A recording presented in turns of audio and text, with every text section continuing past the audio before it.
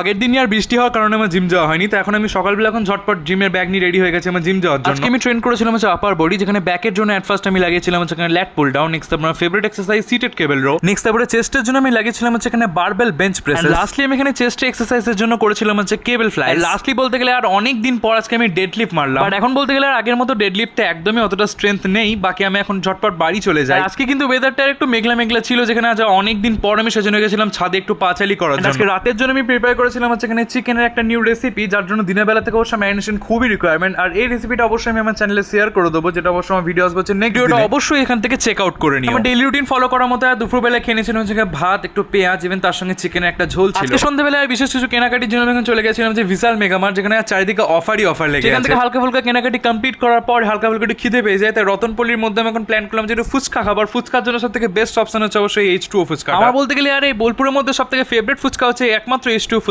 Best ব্যাপারটা হচ্ছে test, even তার থেকে বেস্ট ব্যাপার হচ্ছে হাইজিন। আজকে আমি আইটেমসের মধ্যে অনেক আইটেম ট্রাই করেছিলাম। তার মানে প্রথমেই ছিল হচ্ছে জল ফুচকা, নেক্সট টাইম নিয়েছিলাম হচ্ছে এখানে স্পেশাল ফুচকা, যেটা খেতে খুবই টেস্টি ছিল। আলু কাটটা, যেটা ইভেন খেতে খুব দারুণ ছিল। রিভিউ ওয়াইজও বলতে গেলে খুব ভালোই হয়েছে। বাকি আজকের ভিডিও ছিল এতটাই, আবার দেখা হবে কালকে একটা নিউ ভিডিওর সঙ্গে। বাই।